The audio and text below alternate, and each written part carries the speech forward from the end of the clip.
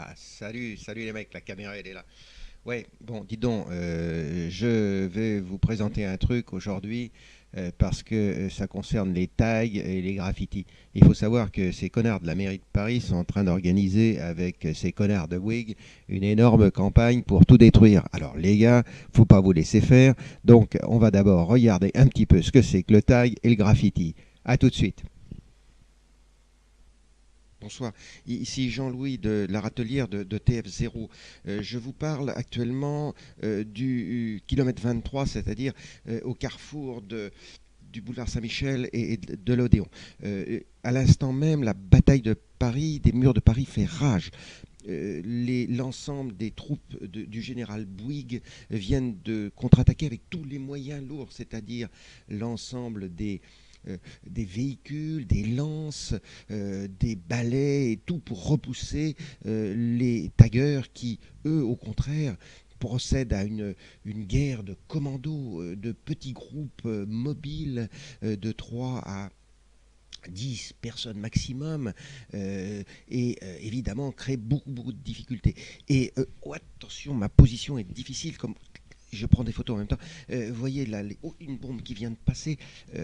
Bon, pour abréger, on peut dire que à cet instant, la situation n'est pas favorable pour les troupes du colonel Bouygues et aux dernières nouvelles, une cellule de crise a été créée à l'hôtel de ville et on parle même, je crois, d'appeler des renforts des troupes américaines et même la cavalerie américaine. Donc écoutez, pour l'instant, je vais être obligé de vous laisser, mais sachez que dès que je pourrai vous rappeler, si les communications le permettent, je le ferai. Ici, Jean-Loup de la Râtelière de TF0. Allez, bonsoir. En tant que président de la Fédération de chasse et de la nature du Grand Sud-Ouest, je crois qu'on peut faire une proposition simple. Ça serait de faire une grande battue à Paris. On mettrait d'un côté des chasseurs postés dans des guérites et de l'autre côté des rabatteurs qui feraient venir le gibier, enfin les taggeurs, vers les grandes guérites.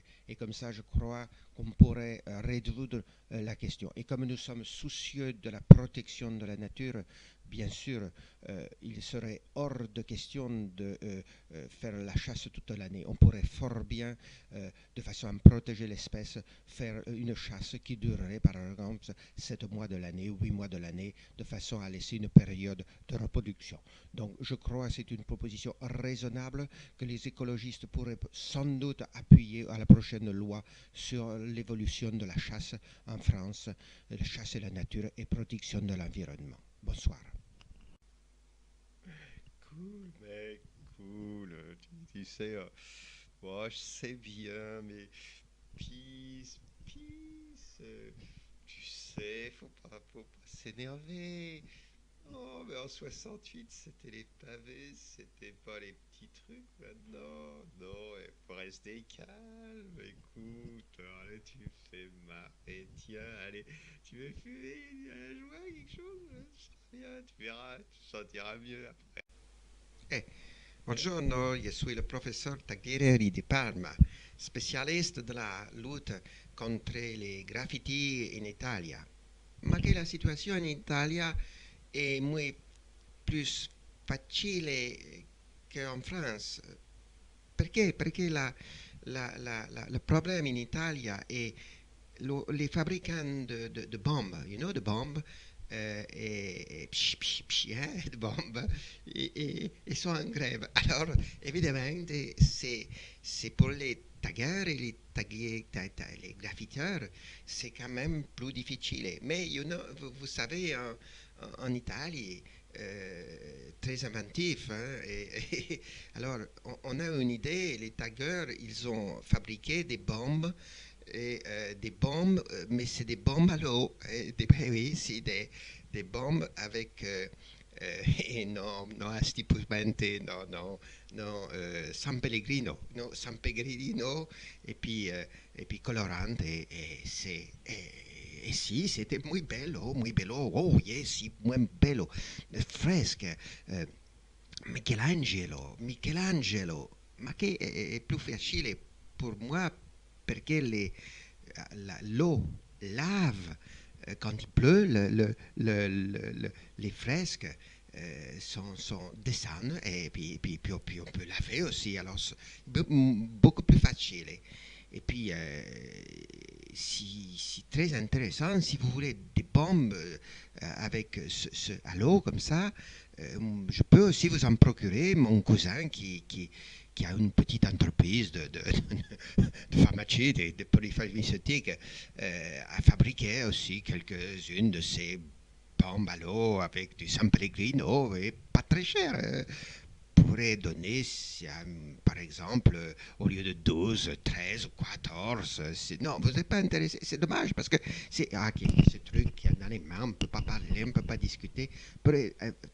Bon, alors en France, c'est beaucoup plus difficile, mais je vous souhaite quand même d'y arriver parce que nous, on a une solution qui est très intéressante. Allez, bonsoir, bonsoir et bon courage, monsieur Tiberi, bon courage. Strumpfführer Tag. Kein Problem. En Allemagne, kein Problem pour les graffitis et les tags. Nous avons résolu le problème. C'est simple. La police allemande a fait le nécessaire. Kein Problem. Nous pouvons vous aider. Ja. Ah, ici, le général Tagassa du Burkina Faso. Aussi, un problème de graffiti, mais on n'en a plus. Tu vas voir comment on a fait. C'est très simple. Quand on a un tago, on le donne à manger au crocodile. Oui. Et le problème, c'est que l'autre jour, les crocodiles sont malades. Alors, ce que tu peux faire, c'est aller mettre des crocodiles dans la Seine. Oui, peut-être c'est pas possible. Mais nous, c'est reggae. Salut. Ouais, mais non, c'est moi. Alors, franchement, les tailleurs, ils me font marrer. Je les attends. D'abord, avec 3 fusils à pompe, un lance-patate. Et puis, il y a Rex. Alors, Rex, je peux te dire, tu sais, c'est pas parce qu'un mec va arriver à un jaune, à un vert, un petit tailleur avec son pitbull, il faut marrer. Rex, je lui file 45 kilos de barbac par jour. Alors, évidemment, tu penses qu'il va en faire qu'une bouchée avec son pitbull, et ça, et même pour les petits déjeuners, et ça, même sans les croissants. Je les attends. Allez, salut, mec. Bonsoir, je suis le professeur Graffiting de Pékin. Nous n'avons plus de problème en Chine. Nous avons trouvé une solution très humaine. Nous prenons les graffiteurs et nous les peignons en rouge. Nous les faisons aussi peindre la grande muraille de Chine pendant 30 ans. Et après, ceux qui ont résisté, ils ont droit d'aller se rééduquer à la campagne. Ça, c'est une solution presque définitive. Nous vous conseillons de faire la même chose. Bonsoir, mon ami. In Arabia, problem is simple. We cut hand. If we don't know, we cut both hands.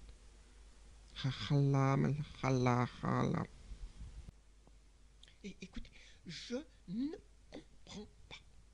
comprends pas. Je ne comprends pas parce que, écoutez, j'habite à côté de Passy. Un petit hôtel particulier très sympathique, très simple. L'autre jour, j'allais avec Marie-Chantal. Vous savez, on allait au petit magasin chez Bior où on avait repéré un petit manteau à 12 000 francs absolument adorable avec un petit col. C'est magnifique. Je rentre avec mon chauffeur. Qu'est-ce que je vois sur mon petit hôtel particulier? Il y avait des inscriptions. Mais c'est inadmissible. Écoutez, si c'est ça la France, vraiment, vaut mieux partir. Hein. Alors, il faut faire quelque chose. Avec mon mari, on en a assez. Hein. Nous allons manifester, il faut faire quelque chose. Ce n'est plus possible.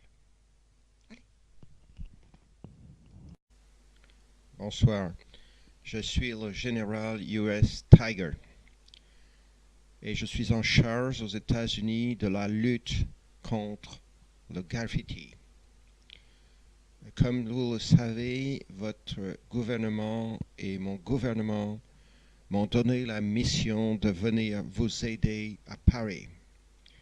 Il semble en effet que le général Bouygues et votre mère soient en train de perdre depuis un an une dure bataille qui existe et qui semble mal se terminer.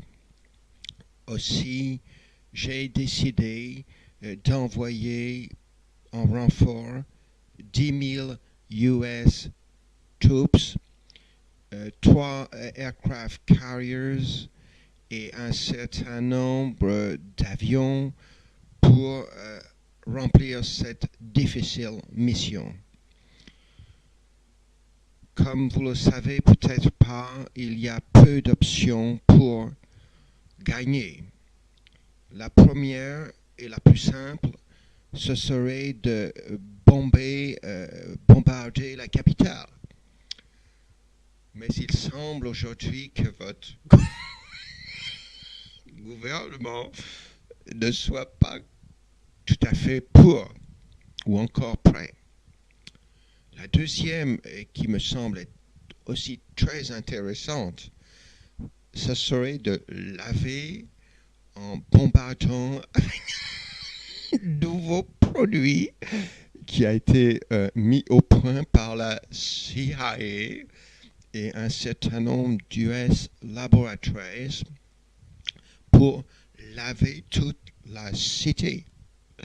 Là aussi, il semble que votre ministre de l'Environnement, Madame Voynet, comme vous dites, je ne sais pas très bien, ne soit pas d'accord. Et c'est bien dommage parce qu'il ne nous reste plus que la troisième solution qui est la plus dure, qui est la bataille, la grande sur le sol avec nos troupes et les vôtres.